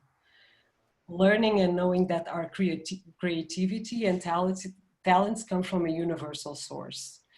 For some, this will mean these planets are pointing directly to future spiritual development of the soul, sometimes through disillusionment of what is not in alignment with that future, other times as real mystical experiences showing the way. Relative to Saturn and Leo, I really like the famous quote of someone saying that this could be taking your pleasure seriously. Mm-hmm. Saturn in Leo, or the fifth house, as this background energy of the natural inconjunct between Leo and Capricorn, and the evolutionary need of trying, and with the inconjunct really is about trying, and relate responsibility with creativity. It's yin meets yang. In essence, we are speaking of the desire to mature the child within in a way we deeply honor ourselves as creative beings and put that creativity at service of society in some way. The inconjunct, as it relates to crisis, can speak about how this process requires time to fully come out as unique contributions of the soul. This is the kind of signature whose creations have to feel standing on the shoulders of giants, or at least have some structure on ancient roots. Honoring the elders, the ones that came before in the area the soul is creatively expressing itself, can also give the feeling of real fulfillment. There is also a Sabian symbol at 14 Leo that I like a lot for this combination, which speaks about blocks in self-actualization related to the need, and I quote, to let the soul speak out. And there is an exclamation point. And in my view, the signature can also point to unique contributions on recovering of the feminine polarity and gender balance in the context of society, as Saturn relates to gender and gender roles. I would also like to mention that for many people with this signature, especially with Saturn retrograde, or from which I am included, the usual Leo pride may be foreign territory, as the soul needs to feel that accomplishment coming from within. And the signature could characterize a sort of Leo for introverts, if we can say it in that way, or the introspective need for the soul to reflect on its own, which would be okay and needed from a soul point of view. And sometimes it's also misunderstood by others and the soul itself, meaning it's part of the soul to honor and take pride on those moments of reflection. On the other hand, if we go to Mars in Leo, or the 5th house, the natural trine between the two young signs, it feels like fuel on fire. So both energies want total freedom to act on their desires, and it's a double need to actualize their special sense of self, or to find a special purpose from which to live by to the very core, as Mars actualizes the desires of the soul, and the Sun, or Leo, give purpose to that actualization. Mars also speaks of our sexual desires, preferences, and experiences. And like Jeffrey Wolfe Green mentions on Pluto 2, with Mars in Leo, or the 5th house, relative to sexual expression, the only source of restriction will come from within and not from an external source. And in a natural way, Mars in Leo is the pure of itself and the other, of love, passion, and pleasure.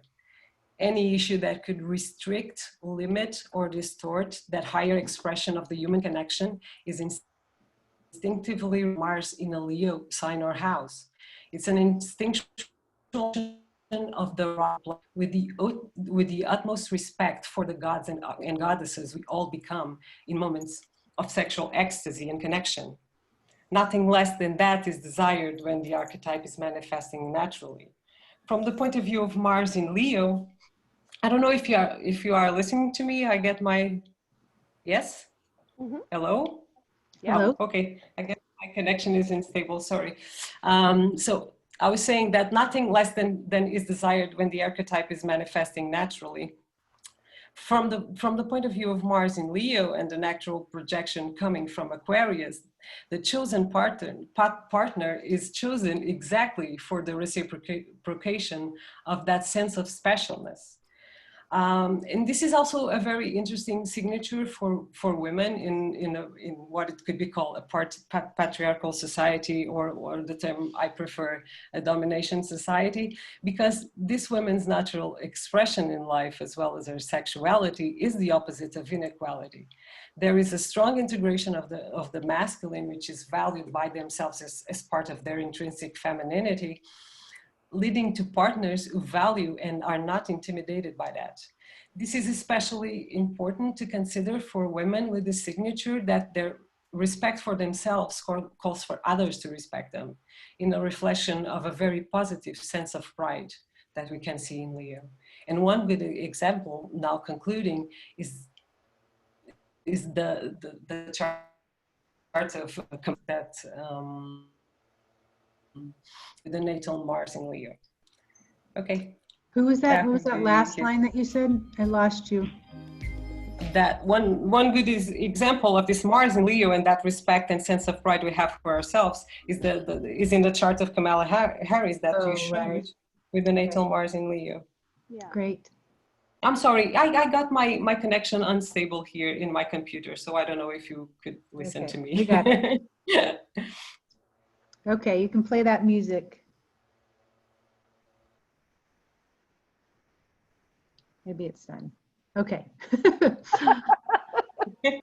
Helena, of course, I love all that you shared, but there's something that you shared that, again, just popped, and everybody's saying something that just pops. And today for you, it was, we can always trust for the light to be there.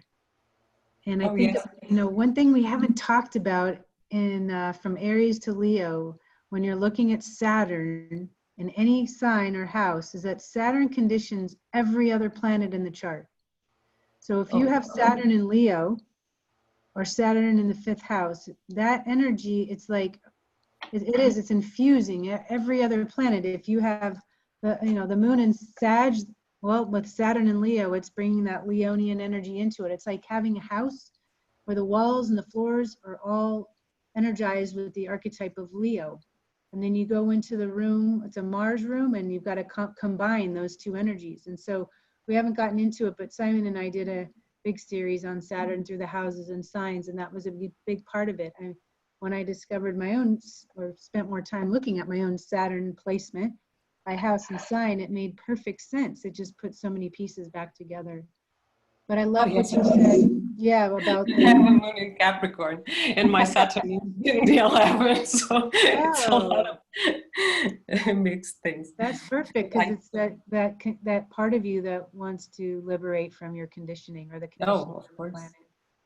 But for any soul that has planets in Leo, I mean, it's just a perfect way to try and access the light or access the energy on a day when the sun isn't even out, right? Like, to trust that the light is there, the light and those signatures in your chart. There's just a knowing when you know that you have those symbols in Leo or in the 5th house.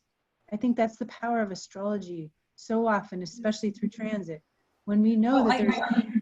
I actually came to it when I was thinking how this energy moves from Cancer to Leo. And I was thinking, well, the difference is that you really know that it's there. The light is there. You can go there. You probably worked on that. Exactly.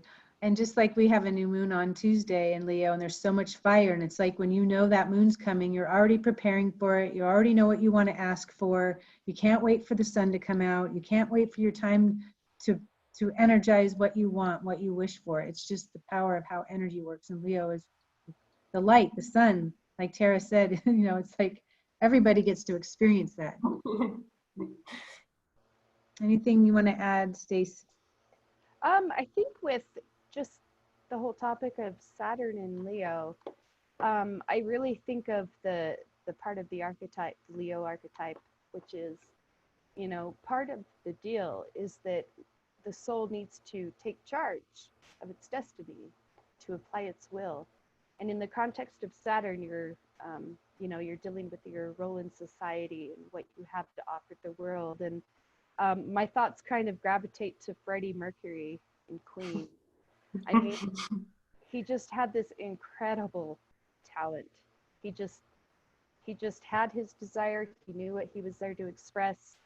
And he did it on a large stage, and they presented stuff that they weren't sure like how it would be taken, and it was. And I don't know, so it just really sort of kind of lands with me that if you really take charge and you really have the perseverance and keep actualizing in the face of those obstacles, that you can really create something that really becomes a part of society.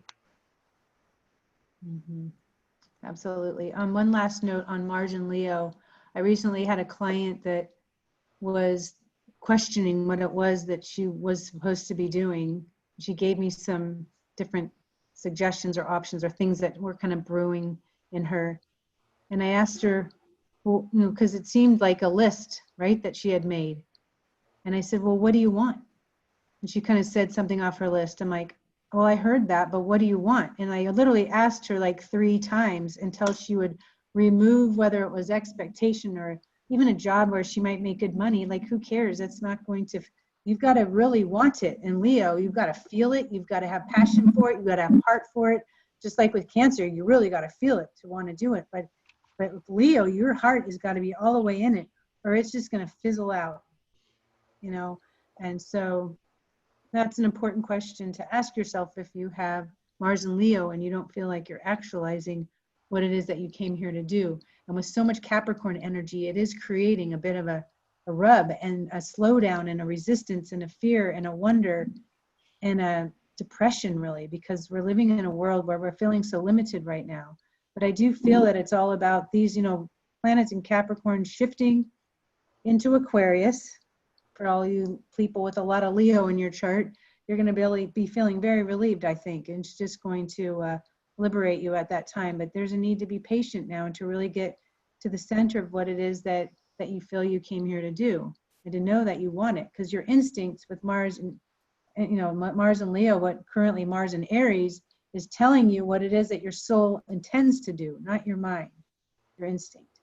So pay attention to that one. Let me just add to what you said, my own personal experience, because that actually happened to me over 6 years ago actually.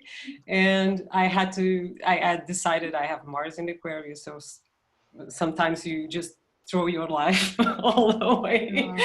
And I had this decision. I could for some time be a bit comfortable and leave a job for life, a lot of security, everything. And I had these 10 days to make a decision, to make an application. And in the morning that I had to make the decision, the last day, what am I going to do? What am I going to do? And in seconds, I just decided this: I'm going to decide with my heart. And I know what to do at that moment.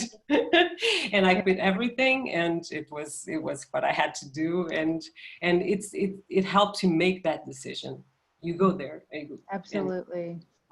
Well, that's a great example of Mars in Aquarius in the 5th house as well. Not attaching to the appearance of security, because it's an appearance of security. It's actually not real. It's temporary. And in this application, there's a funny thing of Aquarius and and the internet. I made the application. The lady couldn't send the paper, and the answer coming from the computer is that the application was already sent. Oh. And well, but then all went through, but it was funny. It was Mars in Aquarius. Oh wow, like that's fast. You thought about it and then it was already sent. You didn't even have to hit the send button. No, but it was a mistake from the computer, and then Okay. All right. Well, thank you for that. That was awesome. All right, we're going to move to our final speaker, Ari Moshe Wolfe. Hello there. Welcome. There you go. Hey, there we go. Let's get my hairline. Okay. Hi, everyone. All right. All right. Hello. Good to be with you. You too. So I'll start off by speaking about Venus in Leo, or the 5th house. Whenever we look at Venus, we're always speaking about how the soul will connect to the sense of self-value, self-esteem, and self-worth on its journey. And so this both implies how the soul's going to physically embody and connect with their human experience, and also the kind of relationships that we brought in that the soul will connect with as a reflection of their inner values, how they connect with their own needs, how they really honor and value themselves. And the core need with Venus in Leo, or the 5th, is to know oneself, to embody one's life with self-honor, self-respect, self-dignity. And the essential need with Venus and Leo is a sense of, I am a unique expression of divine intelligence. And thus, all embodied experiences will carry this quality of dignity. One must be dignified, one must be self-respecting. And in relationship, the Venus and Leo soul will naturally resonate with souls that can reflect back to them, oh, you are special, you are significant, you are important. But of course, the key is not to stay in this egoic, narcissistic, I need life to somehow show me that I'm important state of mind. Underneath that is the essential nature of one's being. This is expressing a quality of creative intelligence that is unique to that individual soul. And so Jeff Green has often said that these souls will be very unlikely to ever consciously do something that will be degrading. Because the Leo consciousness here is all about orienting around our inherent worth and dignity. And so the gift with Venus and Leo, if it's healthy and it's functioning well, if it's not in a distorted state of competition, of, oh, you're giving that person more attention, am I not beautiful or important enough? Or there can be that issue, and that can very much be a part of the soul's journey with Venus and Leo. In a healthy expression, there can be this deep appreciation of everyone's uniqueness and specialness. And so the giving can be very generous. These souls can make others feel like $1,000,000, to really listen, to really appreciate other people, and thus to be a very playful, kind, and generous spirit. I just noticed there are no slides.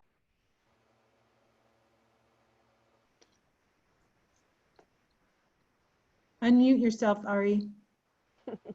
Oh, whoops! Was I just muted the whole time? No. Not the whole time.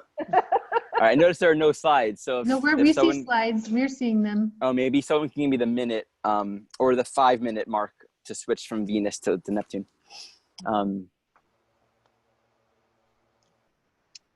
So, and that can be the issue with Venus and Leo or the 5th house, where instead of this sort of standalone state of confidence and generosity, which very much reflects integrating that Aquarius polarity, I don't need you to treat me with respect, to appreciate you, to respect you.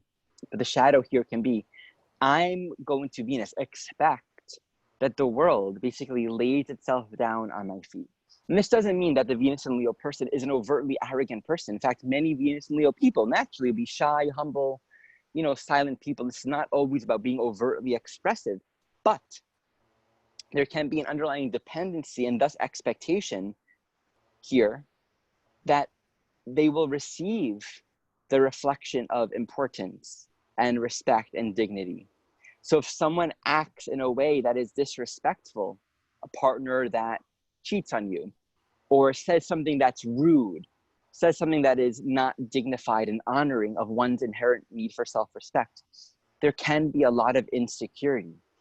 And so the work with Venus in Leo or the 5th house, in its essence, is to keep the heart open, right? I receive love and peace and affection and joy when I give it and when my heart is open. But when I create a conditionality and I say, you need to treat me a certain way for me to enjoy my life, it's unconsciously closing one's heart and basically saying, and this is the thing with Venus, we don't know that every way that we act towards another is actually how we act towards ourselves. And that's the trick with Venus. It's inside and outside, because the outside and inside really are one. So we actually close ourselves off from our own joy. And so there can be this two sides to the Venus and Leo and Aquarius. For the more outgoing, gregarious, entitled archetype, there can be this sense of, I'm the king, I'm the queen, I'm expecting everyone to treat me that way. And if you're not, I'm going to ignore you. To be a flip of a finger from giving a lot of attention to, you're not really worth my time. Or for those that are maybe more shy and more introverted, there can be this deep sense of, is it okay for me to love? Is it okay for me to express my heart? It's like, I'm permeatingly afraid that if I'm open and generous and affectionate, which is, see Venus and Leo open with their heart, it's amazing. So much giving. But like, what if I'm not received? What if they make fun of me? And so there actually can be a lot of wounding in the Venus and Leo signature around experiences of giving and sharing very generously and lovingly, and thus being seen, the vulnerability of that, and not being met in a very positive way. So that feels good for Venus and Leo. I'll move on to Neptune. The essence of Neptune, always, wherever it goes, is connecting to unconditional love.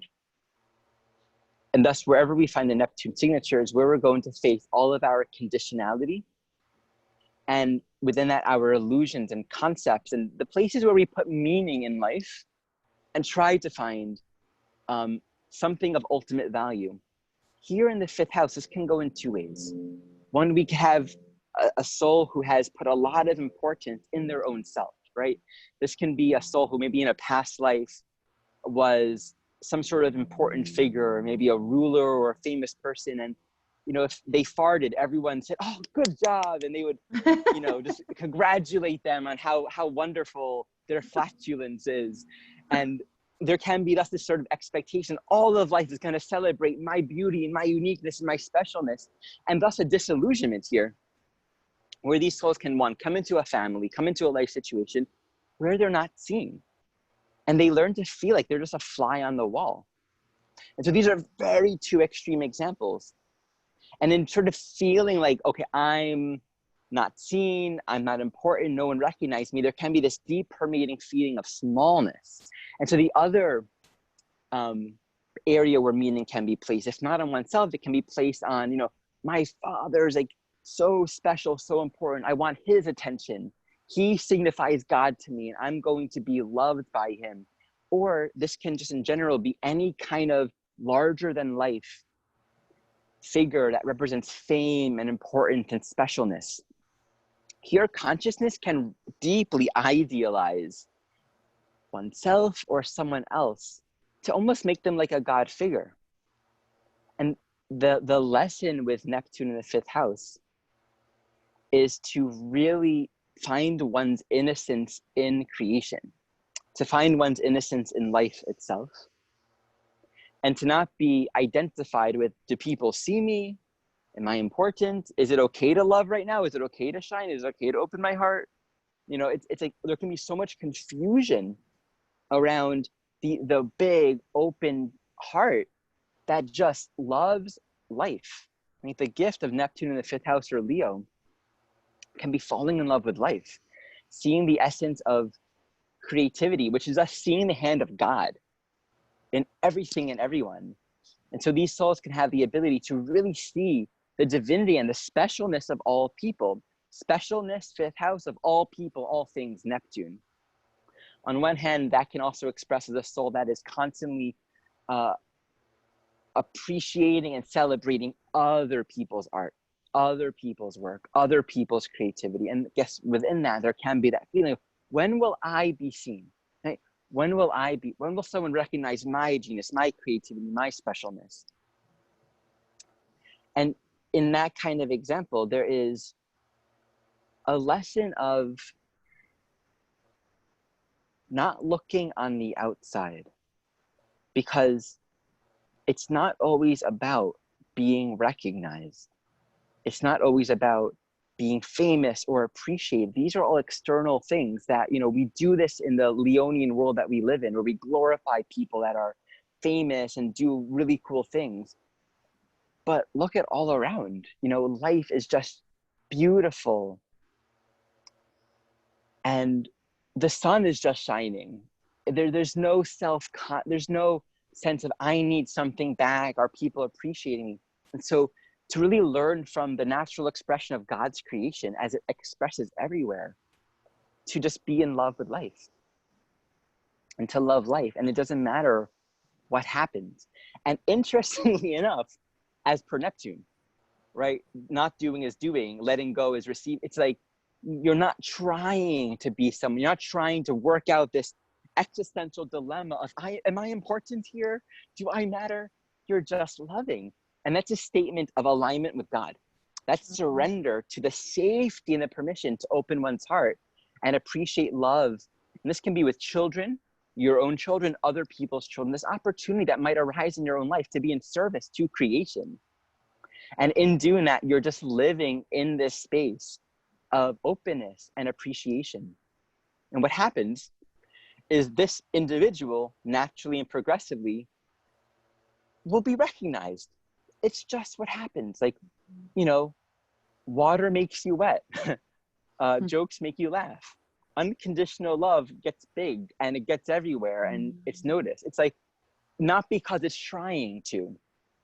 And as a soul awakens to the true nature of giving, because Leo 5th house it's such a giving signature. And I think I wasn't here for the rest of this talk, but I don't, you know, it's not something people speak much about, but the Leo 5th house energy it's really about giving, not I'm going to try to give to you. That's more of a Libra, Venus, you know, thing, but it's a state of giving through being alive.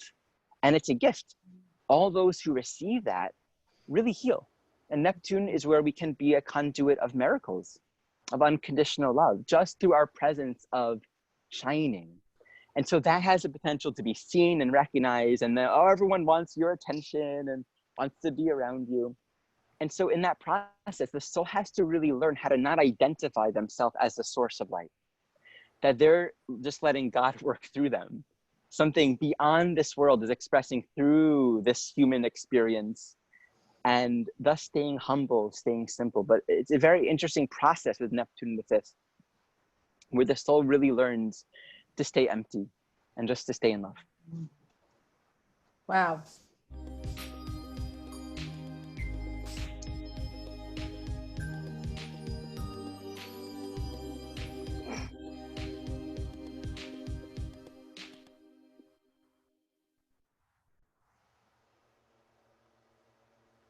Thank you, Ari.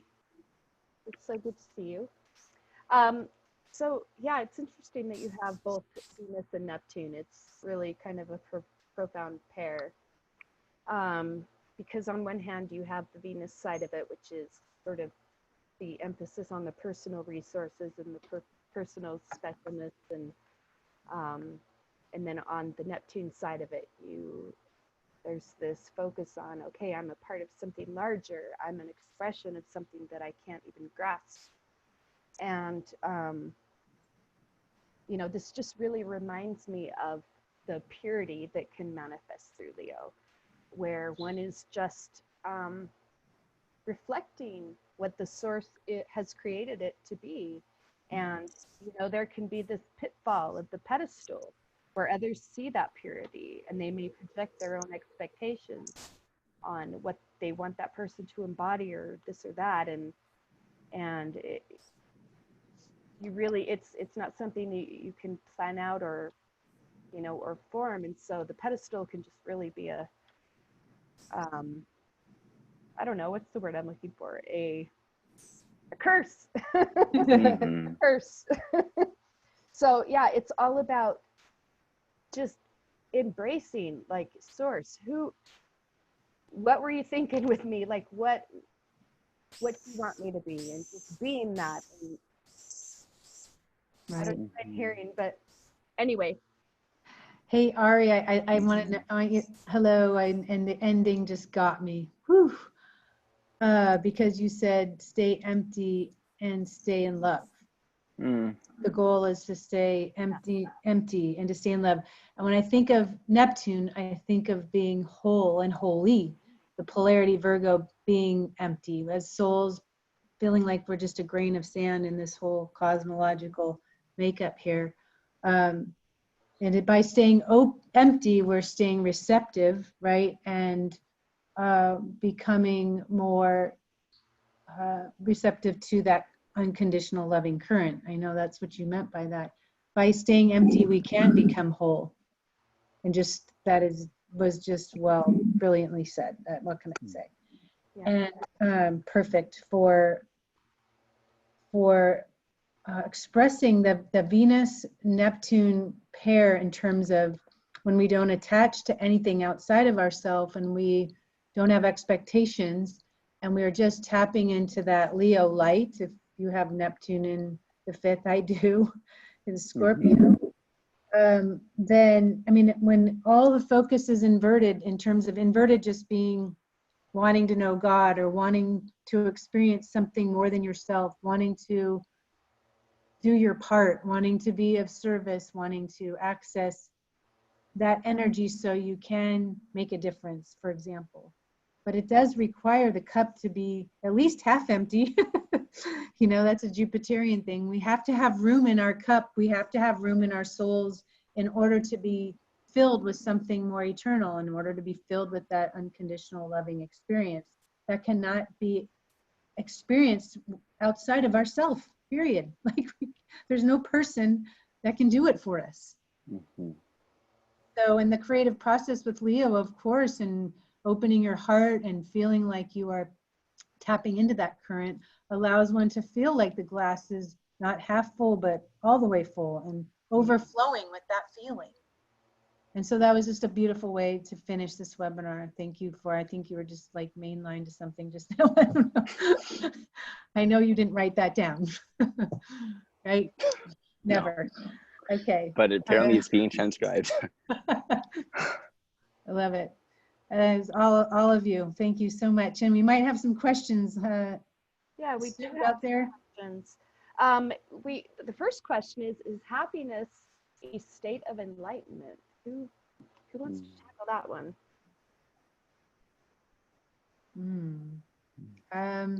Well, I'll share something briefly, and that I remember reading a quote by a disciple of Yogananda who was taking care of him and was in an incredible amount of pain, and her name escapes me, but she had this horrible condition like rheumatoid arthritis or something, that she was in chronic pain 24/7. And I'm sorry, Kristin, the name was it Gayamada? Thank you, Gayamada. And upon her passing, somebody heard her utter the words, "too much joy." And so it really took her leaving the body to experience what joy ultimately meant. That is a Neptunian experience. And I mean, being happy for no reason at all, for sure, is joy. But I mean, honestly, I heard that many years ago, Deva, and thank you for the name. And I think about it all the time. Not that I want to leave or go anywhere, but it's a reminder of what the Neptunian experience, whether it's through meditation or just being able to tap into something more eternal, can offer. I mean, she didn't have even words to put to it. Too much joy, like just completely. Yeah. So that was just my response to that. If someone else has something to add. Well, Yeah, go for it. It's going to be short. My only thought on this is that I don't know if I would call it enlightenment. I feel like happiness is our natural state. So for me, I feel it's like a return to what we are, not so much of like I don't know, getting somewhere. It's almost like, and in that respect, I with Jupiter and its connection with our natural self and its connection with, I mean, I know it can be optimism just as well as pessimism, but the natural place, I feel like happiness is our natural state. It's what we are. It's totally true. Your essence. Yeah. Thought that arises just speaking about Neptune. We're always looking at what isn't conditioned. So it's not fabricated by circumstance. Like in this case, if we were to speak about happiness, this isn't happiness because something happened that makes you happy. It would be an essential happiness. So whatever word we might want to use to look for, is this a conditional state? And that I feel is where God is, the unconditioned state. Yeah. We also have another question, which is, what is the effect of Leo and the sun ruling other planets in the chart? Say that again, Stacie. What is the effect of Leo and the sun ruling other planets in the chart? So the effect of Leo and the sun ruling the planets. So how does the sun facilitate other planets in the chart as its ruler? Well, it would encourage them all to shine. That's the most simple answer. Yeah. I mean, I'm wondering, is this someone who has a Leo rising? It doesn't say. It doesn't say. It's just a Just the sun ruling the chart's going to make that. And I think about Saturn in Leo, the same exists. There's the Leo energy with Saturn in Leo, or Saturn in the fifth, is going to condition every other planet in the chart. So I think it really maximizes that experience of needing to be able to actualize what the soul came here to do, and to move from the heart at all times. Yeah, well, the sun is truly an integrating function in our consciousness. Whatever planet it touches, well, it's touching everything, but you know, everything in our chart is given a sense of purpose through our sun. And so yeah, and then we have one other question here, which is how does Leo express naturally as the ascendant in terms of unconscious spontaneous action versus knowing one's special destiny?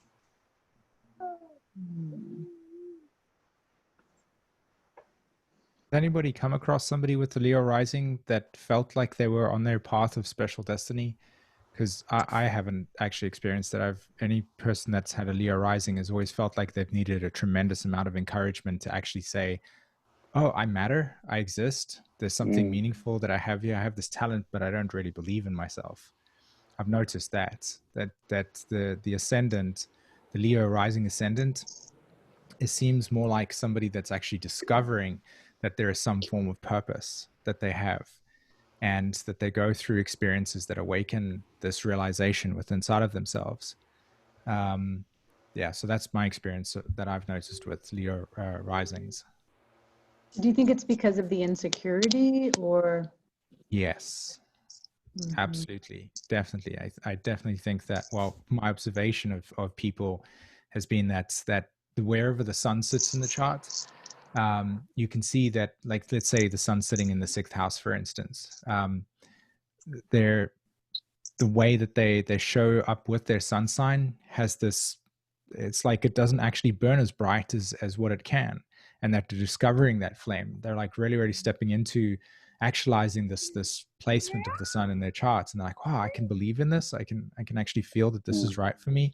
It's like developing a personality that gives them permission to feel and sense that they have the rights to be able to validate themselves and to feel like this is a path of actual creation, you know, because that descendant with the Aquarius over there gives them the impression that they're very like, you know, detached. Oh, I shouldn't interact with that, but really they're actually, you know, like, hey, I want to be seen. But it doesn't show up like that. That's my observation, at least. I agree. Yeah.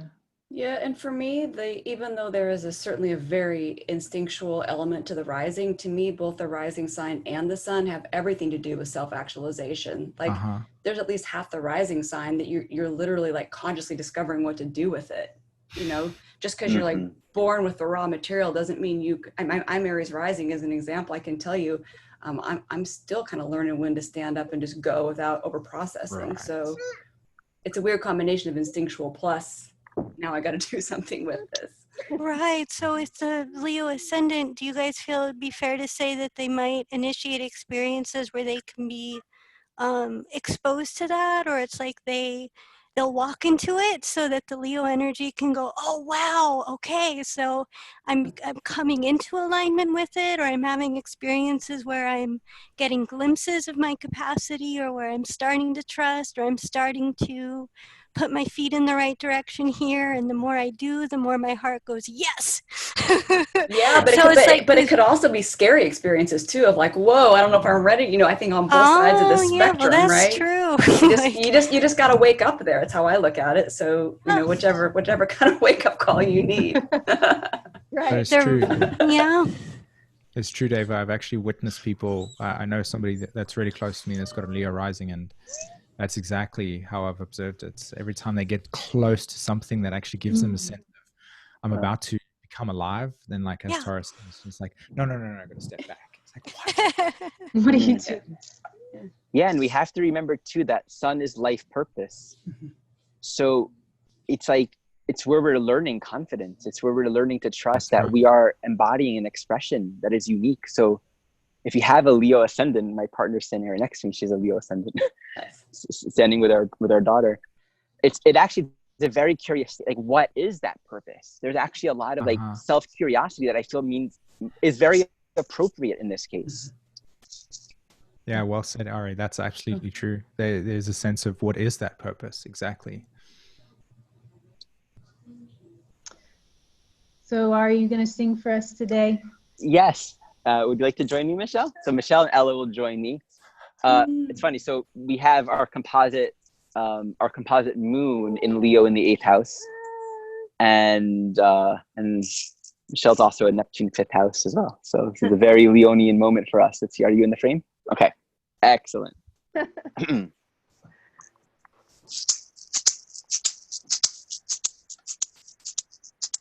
I am here to live a joyful life, to love with all my heart and sing with all my might. I am here to live a joyful life, to love with all my heart and sing with all my might. To choose and move on. Create and let go. to choose, and move on. Create and let go.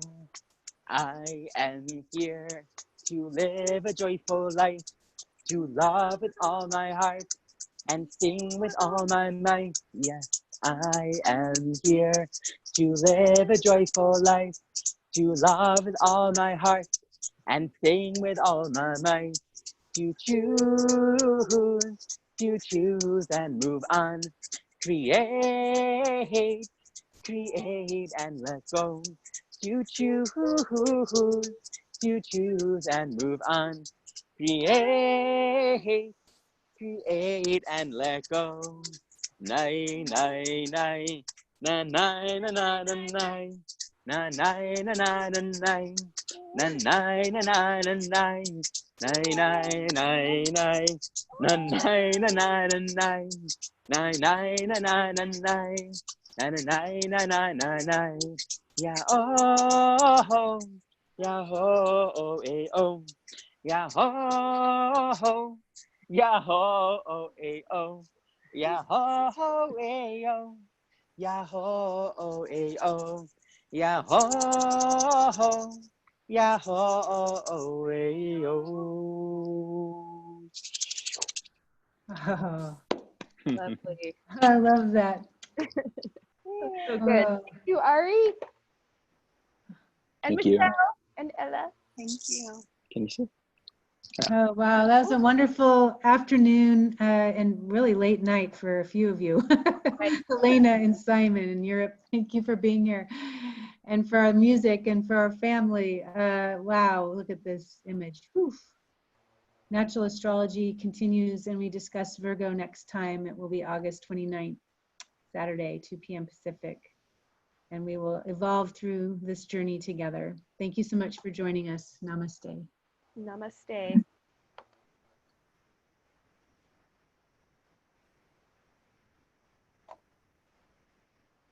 Oh, yay, we've got volunteer names.